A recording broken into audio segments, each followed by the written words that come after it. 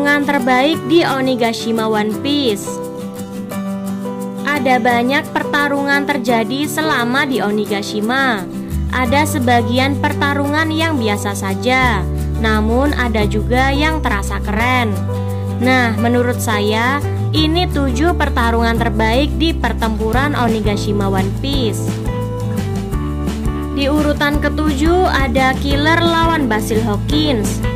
Basil Hawkins sebenarnya bukan musuh yang terlalu sulit dihadapi. Namun dalam situasi ini, Killer sempat ragu menyerang Hawkins karena Hawkins punya boneka tumbal yang terhubung dengan Kid. Akhir pertarungan Killer lawan Hawkins ini pun berkesan bagi saya. Karena setelah Hawkins bikin kesal, si Killer menemukan celah. Dia menyerang lengan kiri Hawkins. Kid nggak punya lengan kiri, jadi serangan itu nggak berpengaruh ke Kid. Hawkins masih mencoba menyerang Killer setelah itu. Namun Killer bisa mengatasi serangan Hawkins dan mengalahkan musuhnya itu. Hawkins pun tumbang. Satu lagi yang bikin pertarungan ini berkesan adalah Hawkins sempat menarik kartu The Tower yang seakan sudah memberi petunjuk mengenai akan tumbangnya kekuatan lama Big Mom dan Kaido kemudian. Di posisi ke-6 ada Nico Robin lawan Black Maria.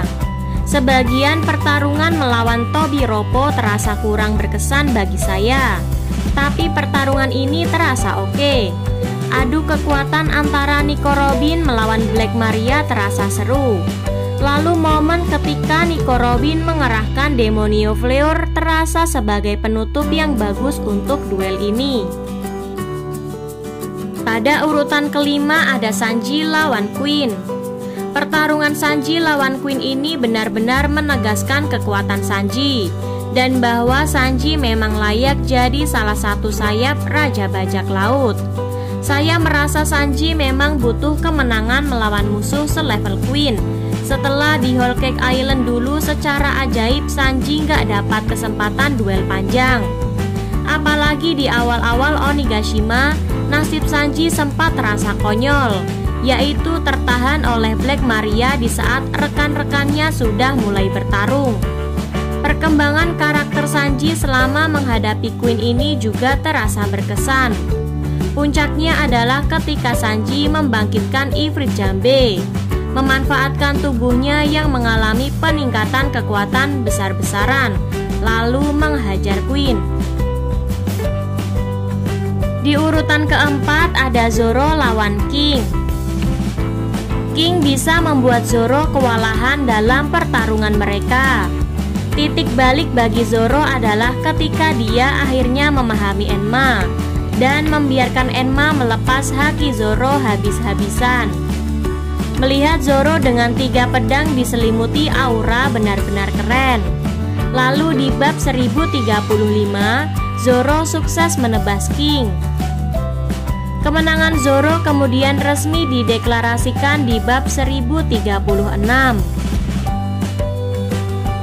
Ketiga, 5 anggota Worst Generation lawan Big Mom dan Kaido. Pertarungan ini terasa epik. Luffy, Zoro, Kid, Killer, dan Law semuanya bisa mendapat momen keren sendiri-sendiri menghadapi Big Mom dan Kaido yang sangat kuat.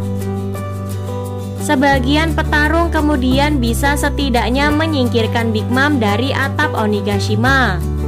Itu mempermudah upaya Luffy, Yamato, setelah Luffy jatuh, lalu Luffy lagi, setelah Luffy kembali ke atap Onigashima untuk menghadapi Kaido. Di urutan kedua, ada Law dan Eustace Kid melawan Big Mom.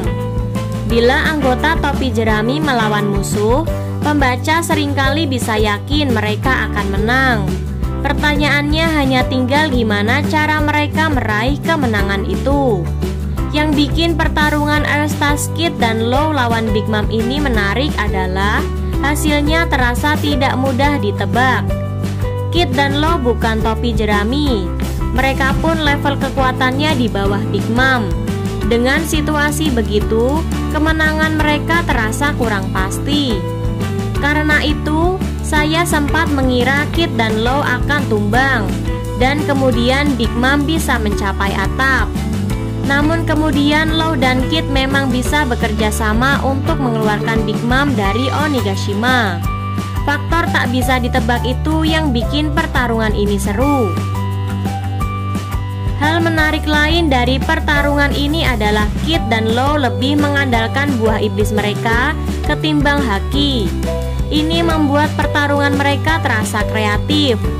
Ini mengingatkan saya pada pertarungan-pertarungan sebelum Haki menjadi umum di One Piece, di mana Luffy dan teman-temannya biasanya harus bertindak lebih kreatif untuk menangani musuh yang kuat. Dan di urutan pertama ada Luffy versus Kaido. Sejak Luffy kembali ke atap Onigashima, setelah sebelumnya dia jatuh ke laut, pertarungannya lawan Kaido semakin memanas. Ada sejumlah momen menarik dalam duel ini, mulai dari jurus mabuk Kaido yang membuat dia nggak bisa ditebak. Ada juga momen ketika pertarungan dikira sudah berakhir setelah seorang agen CP0 mengganggu Luffy mendadak, sehingga Kaido bisa menyerang Luffy dengan telak. Serta tentu saja puncaknya ketika Luffy membangkitkan Gear 5. Pertarungan ini akhirnya berakhir dengan bajrangan milik Luffy yang sukses menjatuhkan Kaido hingga Kaido mendarat ke kolam magma bawah tanah. Menurut saya sih, ini memang pertarungan terbaik di Onigashima. Nah, menurut saya itu 7 pertarungan terbaik di Onigashima One Piece. Setuju nggak? Sampaikan di kolom komentar.